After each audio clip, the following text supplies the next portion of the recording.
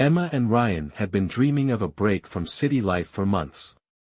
Between the traffic jams, endless deadlines, and the suffocating noise of downtown Chicago, they craved peace and quiet. So when Emma stumbled upon a listing for a cozy house nestled deep in the woods of Michigan, it seemed like the perfect escape. The house was modest but charming. It had a large front porch, surrounded by towering pine trees, and the nearest neighbor was miles away. The real estate agent had called it a rustic retreat, and the price for a month's rent was surprisingly affordable. Without hesitation, they booked it. The first few days were idyllic. Ryan spent his mornings fishing at the nearby lake, while Emma devoured a pile of books she'd been putting off for years. The silence of the forest was almost unsettling at first, but soon, they began to relish the absence of honking horns and chattering crowds. But small, odd things began to happen by the end of the first week. Emma noticed that the kitchen window was slightly ajar one morning, even though she was sure she'd locked it the night before. Ryan brushed it off, saying it was probably the wind. Then, a few days later, Emma's favorite coffee mug was missing from the drying rack. They both chalked it up to forgetfulness. After all, they were still adjusting to the slower pace of life. One night, as they sat on the porch watching the sun dip below the treetops, Emma heard something, a faint rustling noise coming from the woods. She turned to Ryan. "Did you hear that?" she whispered. Ryan tilted his head, listening. The noise stopped.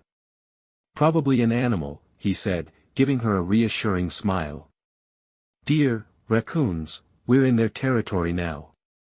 But Emma couldn't shake the feeling that something, or someone, was watching them. The next morning, Ryan found footprints in the soft dirt near the back door. "Maybe a hiker got lost," he suggested, though his tone was less confident now. Emma frowned, staring at the tracks. But why would a hiker come this close to the house? "And look," she pointed to the smudges leading toward the trees, "they're barefoot." A chill ran through her. This wasn't the peaceful escape they had imagined. The morning sun filtered through the trees, but its warmth did little to calm Emma's growing unease. She and Ryan stood silently by the footprints, both trying to rationalize what they were seeing. Bare feet.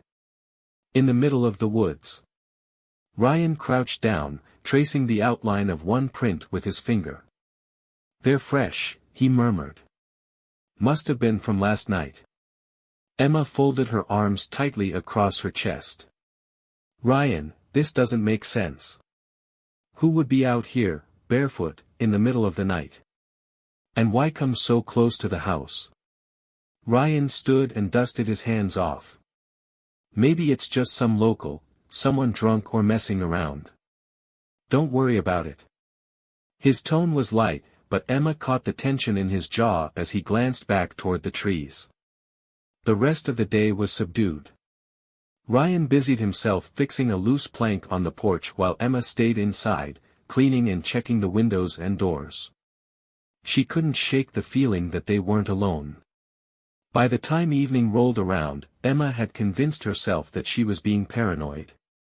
Maybe Ryan was right, maybe it was just some harmless wanderer. She poured herself a glass of wine, and they settled into their usual routine of watching the stars from the porch. But that night, Emma woke suddenly. The clock on her bedside table read 2:47 a.m. She lay still, her breath shallow, straining her ears for whatever had pulled her from sleep. There it was, a faint creak, like wood bending under pressure. It was coming from inside the house. Her heart thundered in her chest as she reached over and shook Ryan awake. He groaned softly but sat up quickly when he saw the fear in her eyes. "Shoo," Emma whispered, holding a finger to her lips. "Listen." Another creak, louder this time. It was unmistakable, someone was moving in the hallway. Ryan motioned for Emma to stay put as he slid out of bed. He grabbed the flashlight from the nightstand and crept toward the door, his movements slow and deliberate. Emma stayed frozen, clutching the blanket tightly around her. Ryan opened the bedroom door with agonizing caution, the hinges squeaking softly. The hallway was pitch black, but the beam of the flashlight cut through the darkness. "Hello?"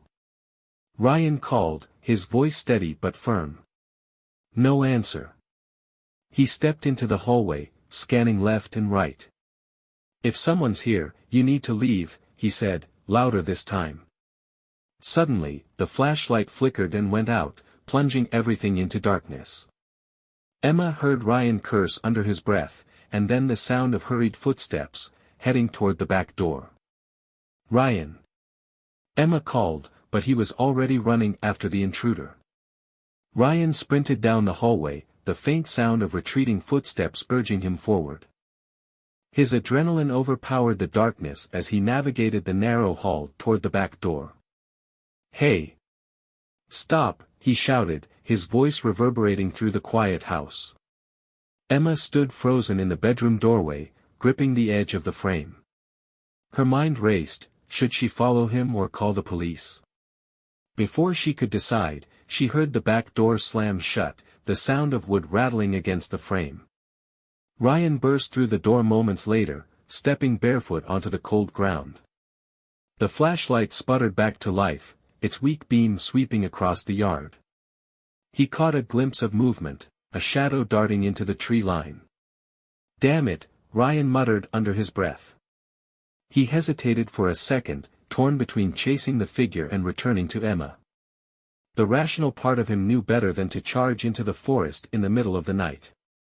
He turned back toward the house and saw Emma standing in the doorway, her face pale and eyes wide. "Did you see them?" she asked, her voice trembling. Ryan shook his head, walking back to her. "Just a shadow. They were fast." "Did they take anything?" Emma asked, glancing nervously over his shoulder toward the dark woods. Ryan stepped inside, shutting the door behind him and locking it. "I don't know. I didn't see enough to tell. Let's check the house." Together, they moved cautiously through each room. Drawers were closed, furniture undisturbed, everything seemed exactly as it had been. Emma checked the back door and noticed the lock was still intact. "Nothing's missing," she said, her voice barely above a whisper. Ryan nodded, but his expression remained grim. "They weren't here to steal."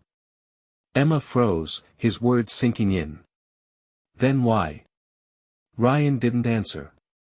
Instead, he grabbed a chair and propped it under the doorknob of the back door. "We'll figure this out in the morning," he said firmly. "But no one's getting back in tonight." Neither of them slept much after that. Every creak of the house and rustle of the wind outside set their nerves on edge. Emma kept the flashlight clutched in her hand, ready for anything. At dawn, they ventured outside to inspect the yard. The soft dirt near the back porch revealed another set of footprints, bare, just like the ones they had found before. This time, they could see the path more clearly. The prints led from the tree line to the back door and then disappeared back into the woods. Emma stared at them, her stomach twisting in knots. "They were watching us again," she said. Ryan placed a hand on her shoulder, his jaw tight. "We're calling the cops." The local sheriff arrived just after breakfast, his old patrol car kicking up a cloud of dust as it pulled into the driveway. Sheriff Decker was a gruff man in his 50s, with a weathered face and eyes that seemed tired of rural drama. He greeted Emma and Ryan with a firm handshake and immediately got to work. "You're lucky nothing worse happened," he said as he crouched near the footprints by the back porch. "Could be some drifter or kids messing around. Still, barefoot in the woods, not exactly common." Ryan crossed his arms, frustration evident in his posture. "It didn't feel like kids messing around, Sheriff. Someone broke into our house in the middle of the night. That's not harmless." Sheriff Decker straightened up and dusted off his knees. "I get it, son. But out here, it's not unusual to get the occasional drifter. Most of them are harmless, just looking for food or shelter. Emma shook her head, her voice wavering. But why would they come to a house that's obviously occupied? And why barefoot? It doesn't make sense. The sheriff scratched his chin thoughtfully. I'll have my deputy check the surrounding area, see if anyone's camping out in the woods. We'll also keep an eye on the roads, see if we spot anything suspicious. He looked at Emma and Ryan, his tone softening. I know it's unsettling, but things like this don't usually escalate. I'd recommend locking your doors and keeping a light on at night. If anything else happens, call me right away. He handed Ryan a business card, tipped his hat, and headed back to his car. After the sheriff left, the house felt even quieter than before. Ryan paced the living room, his frustration bubbling to the surface. That's it. Lock the doors and wait for something else to happen. What kind of plan is that? Emma sat on the couch, her knees pulled to her chest. At least he's sending someone to look around.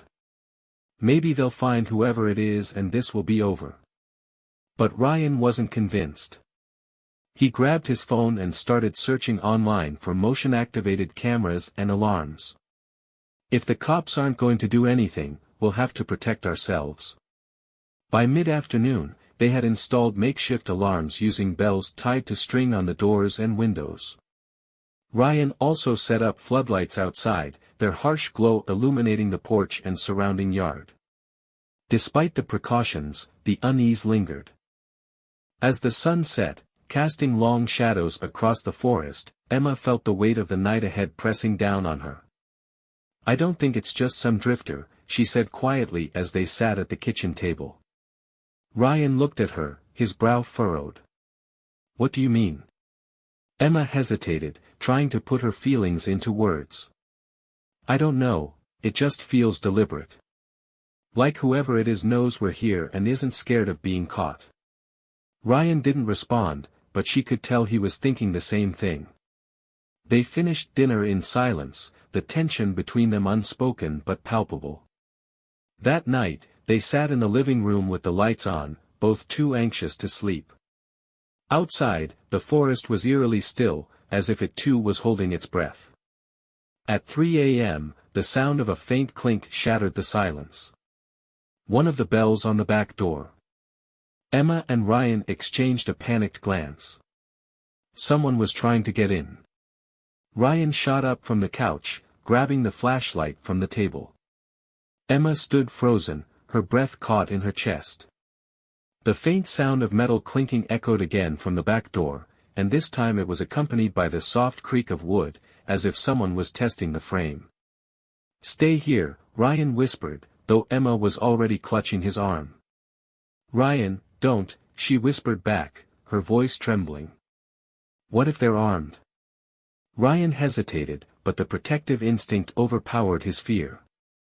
I'll just check from the kitchen window, he said, keeping his voice low. Stay behind the couch, okay? Emma reluctantly let go, crouching behind the furniture as Ryan crept toward the kitchen. The floorboards groaned beneath his weight, the sound seeming deafening in the tense silence. When he reached the window, Ryan moved the curtain aside just a crack, angling the flashlight beam down toward the porch. The light swept across the empty steps, the back door, and the yard beyond. Nothing. He let out a breath, his heart hammering in his chest. Just as he was about to step back, something caught his eye, a shadow, faint but unmistakable, moving just beyond the tree line.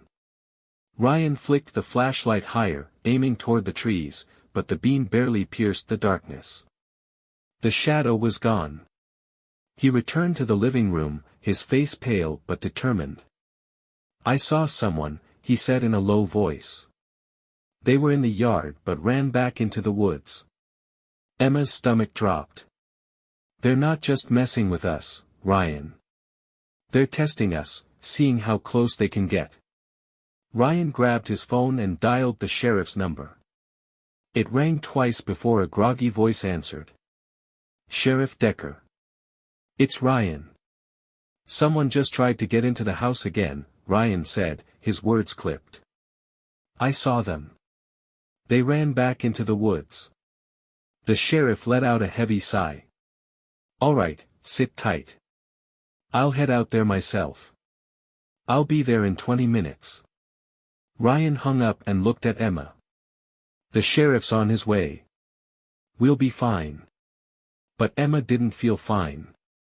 The house felt like a trap, its walls too thin to keep out whoever, or whatever, was lurking outside. She kept glancing at the windows, half expecting to see a face staring back at her. When the sheriff finally arrived, his patrol car's headlights swept across the yard, illuminating the trees for a brief moment. He stepped out with a flashlight and a hand on his holstered gun. Ryan met him on the porch, filling him in on what had happened. The sheriff listened carefully, then nodded. "All right. I'll take a look around the property. Stay inside and lock the doors." Decker disappeared into the darkness, his flashlight bobbing between the trees. Ryan and Emma stood by the window, watching as the light grew fainter and fainter until it was swallowed by the forest. Minutes stretched into what felt like hours. Emma checked her phone. It had been over 40 minutes since Decker had gone into the woods. She turned to Ryan, her voice shaking. "Shouldn't he be back by now?" Before Ryan could answer, they both jumped at the sound of a loud bang on the front door. The loud bang reverberated through the house, shaking both Emma and Ryan to their core. Emma instinctively grabbed Ryan's arm, her nails digging into his skin. "What the hell was that?" Ryan whispered, his voice low but tense. Emma shook her head, unable to speak, her eyes glued to the front door. Ryan took a cautious step forward, motioning for Emma to stay back. He picked up the flashlight again and approached the door, his heart pounding so loudly he could hear it in his ears. He peered through the peephole, but the small glass circle revealed nothing but the faint glow of the sheriff's patrol car headlights. "Is it him?" Emma asked softly from behind him. Ryan shook his head. "I don't see anyone." The banging came again, but this time it wasn't from the front door. It was from the side window, near the kitchen. The sound was sharp and deliberate, like knuckles rapping against the glass. Emma let out a small gasp. "They're trying to get in again," she whispered, clutching the back of a chair for support. Ryan spun toward the noise, his grip tightening on the flashlight. "I'm checking it," he said firmly, though his voice betrayed his fear. "Ryan, no." Emma pleaded, but he was already moving. Ryan crept into the kitchen, staying low and out of sight of the window. He approached cautiously, angling the flashlight upward. When he reached the edge of the counter, he paused, took a deep breath, and slowly raised his head to look out the glass. The beam of his flashlight illuminated the yard, casting long shadows across the ground. But once again, there was nothing there. Just empty space. "Whoever it is, they're screwing with us," Ryan said as he stepped back into the living room, his frustration overtaking his fear. Emma shook her head, her face pale. "What if it's not just one person? What if?" Her words were cut off by the sudden sound of the sheriff's voice calling out from the trees. "Ryan! Emma!" They both turned toward the back door, where the faint sound of Sheriff Decker's voice was coming from the woods. It was strained, like he was yelling from far away. "Ryan!" The sheriff's voice came again, this time louder. Ryan moved toward the back door, unlocking it quickly. "Sheriff? What's going on?" he called into the darkness. There was no reply. Emma grabbed his arm. "Don't go out there," she pleaded. "Something's wrong. Why wouldn't he just come back to the house?" Ryan hesitated, the open door letting in the cool night air. The trees loomed just beyond the floodlights, their dark trunks like silent sentinels. "Sheriff?" Ryan called again, louder this time. Still nothing. The woods remained quiet. And then, just as Ryan was about to close the door, they both saw it. On the ground, near the edge of the tree line, something glinted under the flashlight's beam. Ryan stepped out onto the porch, squinting into the dark. "It's his hat," Ryan said, his voice tight. Emma's stomach churned. "No. Ryan, get back inside." But Ryan didn't move. He stood there, staring at the sheriff's hat lying in the dirt, a single thought looping in his mind. The sheriff hadn't just disappeared. He'd been taken. Ryan stepped off the porch, his flashlight beam fixed on the sheriff's hat lying in the dirt. Each step he took felt heavier than the last, Emma's frantic whispers behind him urging him to come back. "Ryan, stop. Don't go out there." Emma pleaded, her voice cracking. He paused at the edge of the floodlight's reach, his eyes scanning the tree line. The hat sat there, perfectly still, as though it had been placed deliberately. Something about its position felt wrong, too purposeful, too much like a taunt. "Emma," Ryan said without turning around, his voice low and tense. "Lock the door. If anything happens." "Ryan, no."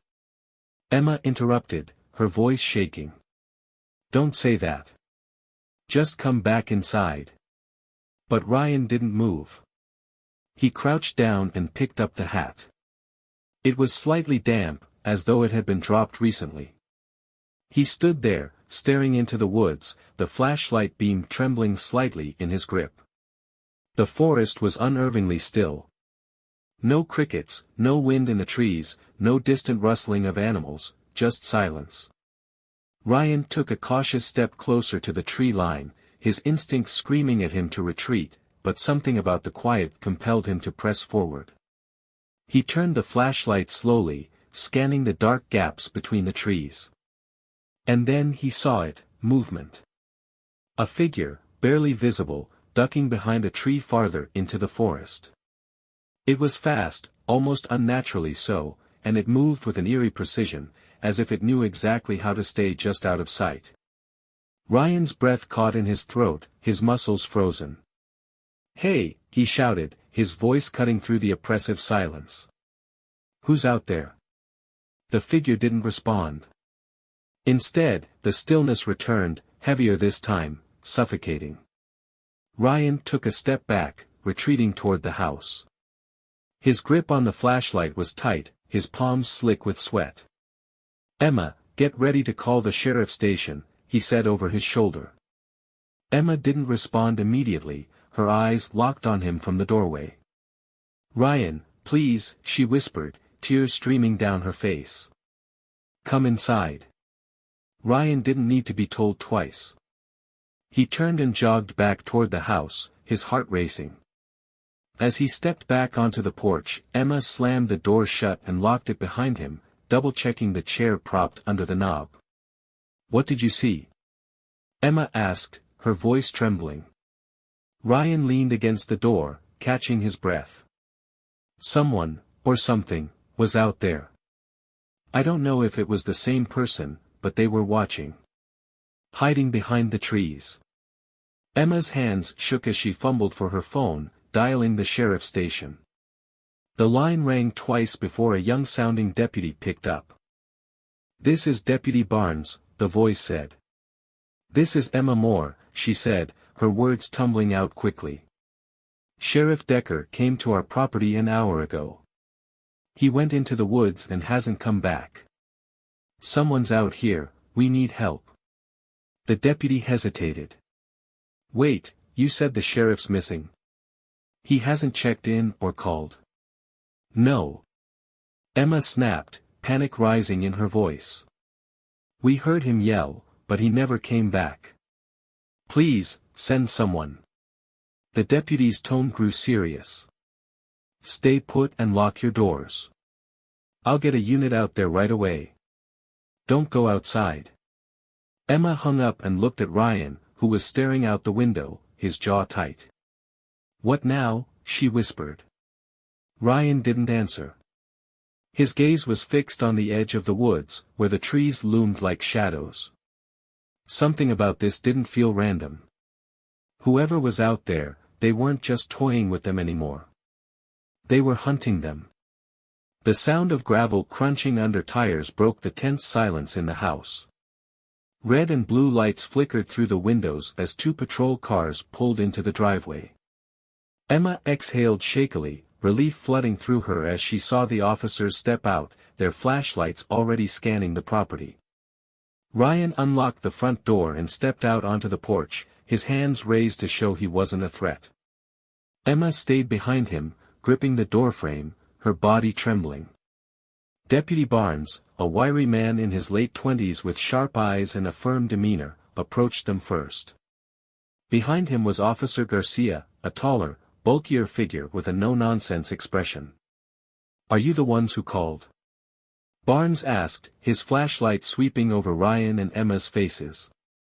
Ryan nodded. "Yeah. Sheriff Decker came out here earlier, went into the woods, and never came back. We've been hearing strange noises, and someone's been trying to get into the house." Barnes's brow furrowed as he glanced toward the tree line. "Decker hasn't radioed in all night. That's not like him." Emma clutched Ryan's arm. "There's someone out there," she said, her voice trembling. Ryan saw them. "They're hiding in the woods." Garcia adjusted his belt and pulled out a heavy-duty flashlight. "All right, let's not waste time. Barnes, you take the right side of the property. I'll check the left. We'll meet back here in 20 minutes. Barnes nodded, then turned back to Ryan and Emma. "Stay inside. Lock the doors. We'll handle this." Ryan hesitated, wanting to protest, but Emma tugged him back toward the house. "Just let them do their job," she whispered. The two officers disappeared into the night, their flashlight beams bouncing through the trees. Ryan and Emma retreated inside, locking the door behind them. Minutes passed like hours. Ryan paced the living room, his jaw tight with tension. Emma sat on the couch, gripping her phone, ready to call 911 at the slightest sound. Then, a noise broke the stillness, a sharp crack, like a branch snapping underfoot. Ryan froze. "Did you hear that?" Emma nodded, her eyes wide.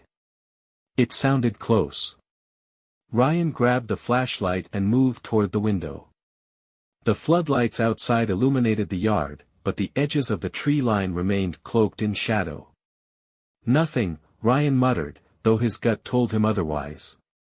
Suddenly, the radio clipped to the waistband of the officer's patrol car crackled to life. A distorted voice came through, faint but urgent. "This is Barnes, something's moving fast, lost visual." Ryan and Emma stared at each other, panic spreading between them. The radio went silent for a few seconds before another voice cut in. It was Garcia's. "Barnes, report. Where are you?" No response. Ryan's fists clenched. "This is bad," he muttered. Emma stood, her knees shaking. "We need to leave. We can't stay here, Ryan." Before Ryan could respond, a loud, metallic bang echoed from the back of the house. It was the sound of the shed door slamming shut. "Stay here," Ryan said, his voice firm, but Emma grabbed his arm. "No, Ryan. Don't you dare go out there." But Ryan was already moving, flashlight in hand. He unlocked the back door and stepped onto the porch, scanning the yard. The shed, illuminated by the floodlights, loomed ominously at the far end of the property. The door was ajar, swinging slightly in the breeze. Ryan's stomach tightened. He stepped off the porch, his feet crunching on the gravel as he approached the shed. "Ryan!" Emma hissed from the doorway. "Get back here." Ryan ignored her, his focus on the shed. When he reached it, he hesitated, his hand hovering over the door. He pushed it open slowly, the hinges creaking in protest. The shed was empty, at least at first glance. Tools hung neatly on the walls, and a stack of firewood sat in the corner.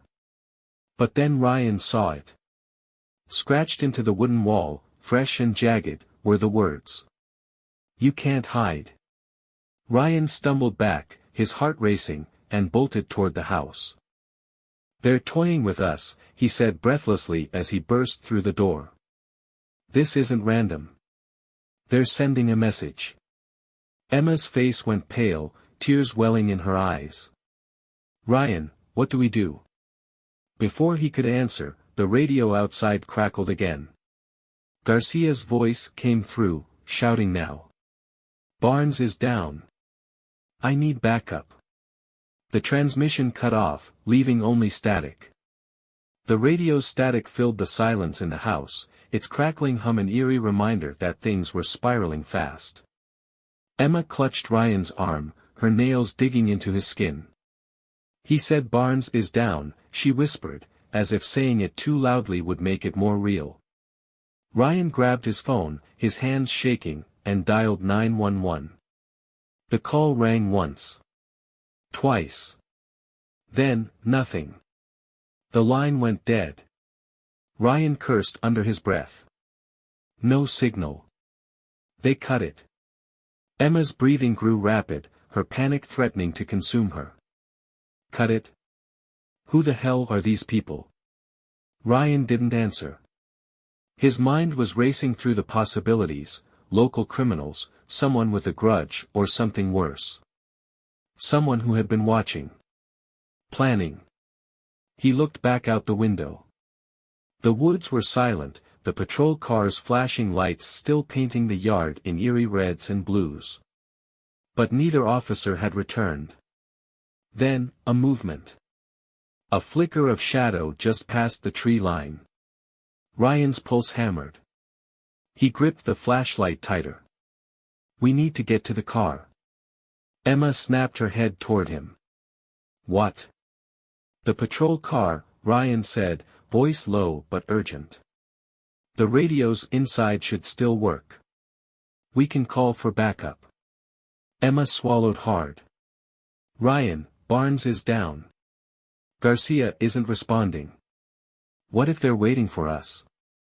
Ryan didn't answer immediately. He looked at her, seeing the fear in her eyes, knowing she was right. But staying inside felt like waiting to be hunted. We have to do something, he said.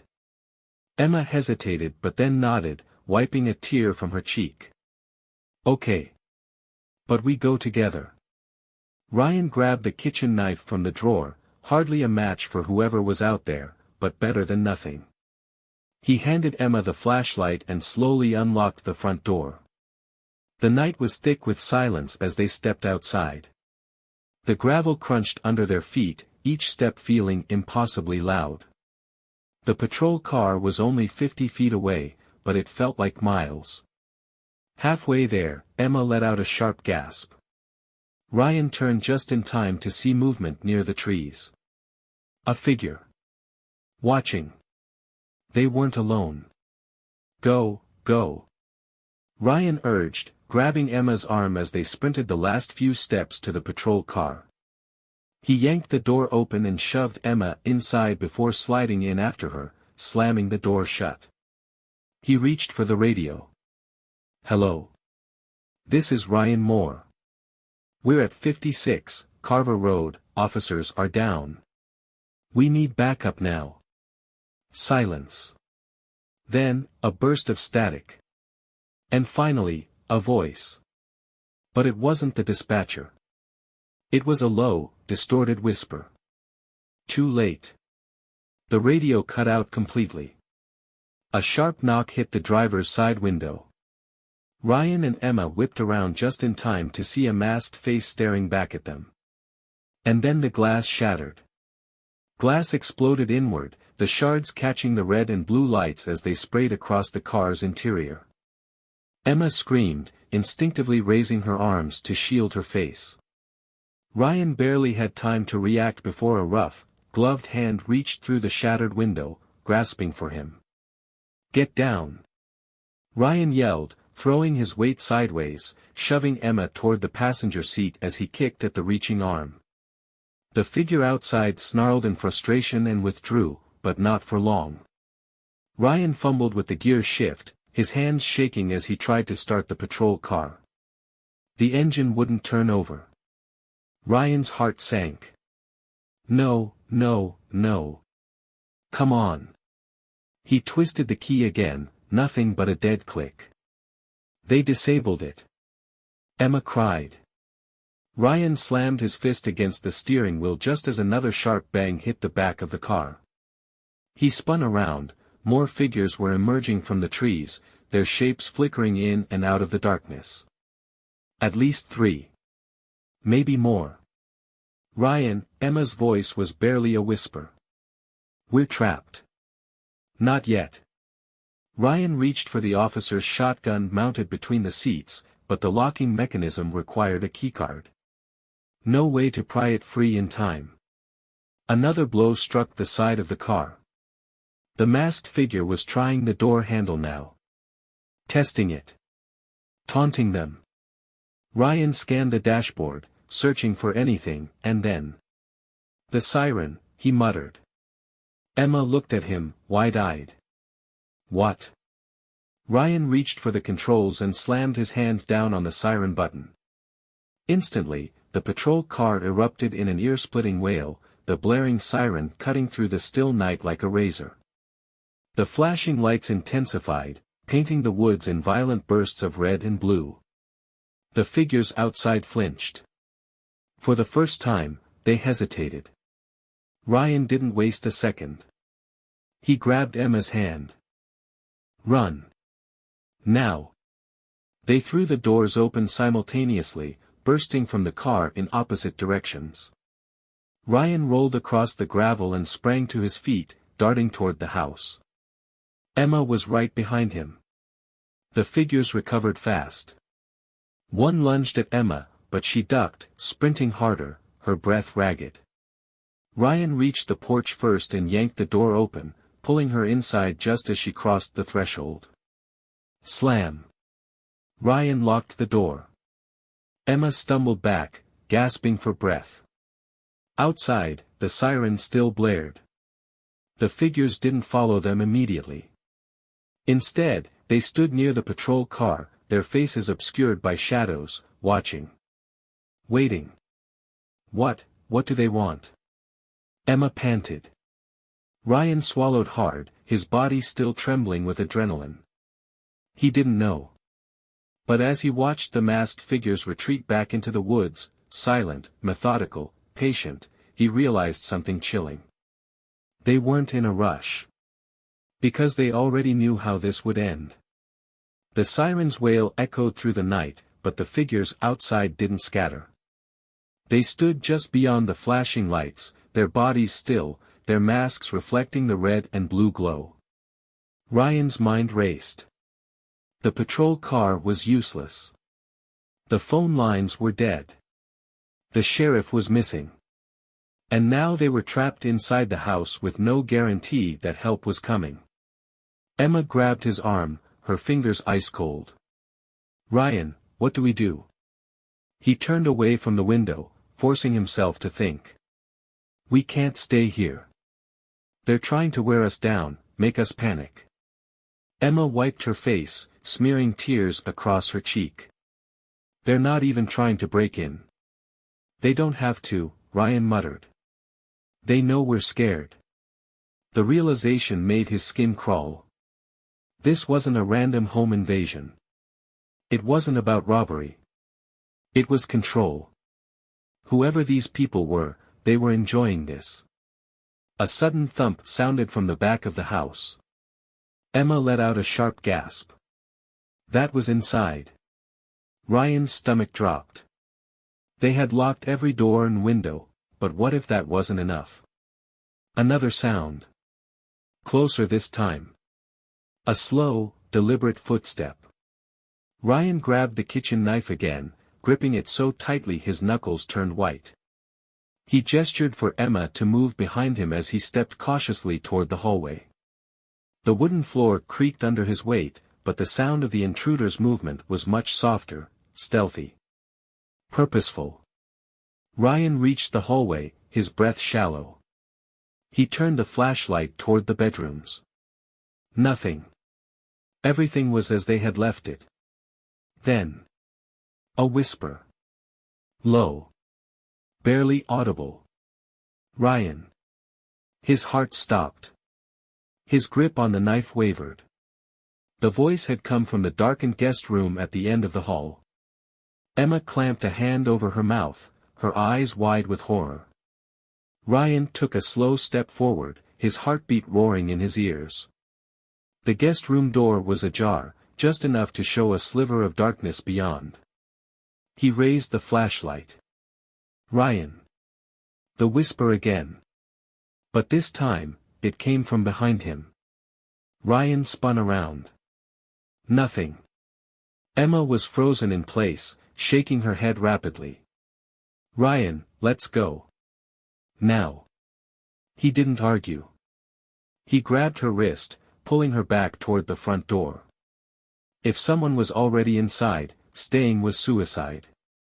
They needed to run, to the woods, to the road, anywhere but here. Ryan reached for the door handle. Click. His blood ran cold. The door was unlocked. Not by him. He had locked it. He knew he had locked it. The door creaked open an inch, and the night's cold air seeped into the house. Outside, the siren had stopped. The silence was deafening. Then a single, gloved hand pushed the door open the rest of the way. And the figures stepped inside. Ryan didn't think. He reacted. With a shout, he shoved Emma backward, raising the kitchen knife as the first figure stepped over the threshold. The intruder was tall, masked, moving with eerie confidence, as if he had done this 100 times before. Ryan lunged, slashing wildly. The figure dodged, sidestepping with disturbing ease. Before Ryan could swing again, something heavy struck the side of his head. Crack. Pain exploded in his skull. His vision blurred, the room tilting violently as he collapsed to the floor. His ears rang, drowning out Emma's scream. Through the haze, he saw her scrambling backward, her hands gripping at anything, any weapon, any escape.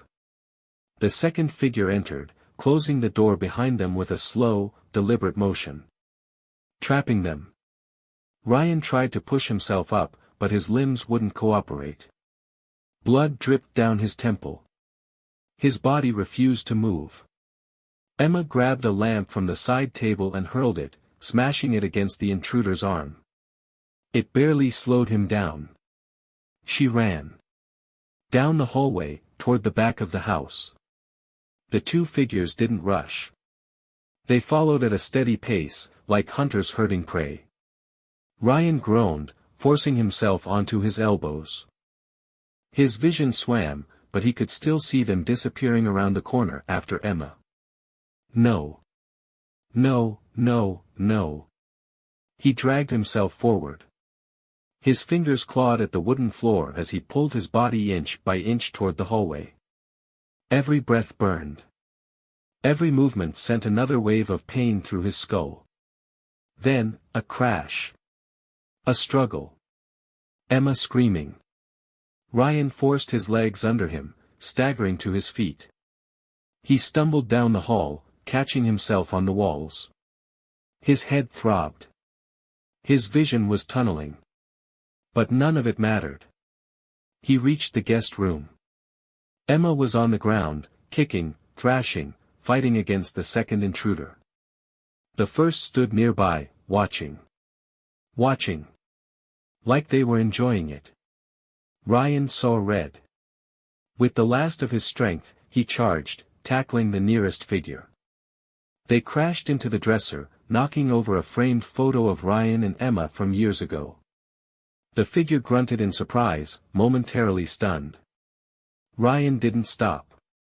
He swung, fists connecting with the mask, with the body underneath. He didn't care where he hit, he just hit. But he was weak. Slow.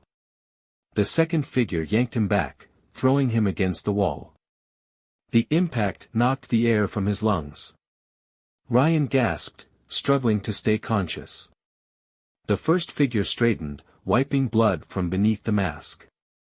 Then, as if bored, he reached into his jacket and pulled out a knife. A long, wickedly sharp blade. Ryan's stomach twisted. This was it. No escape. No more games. The intruder raised the knife. Bang. The sound shattered the moment.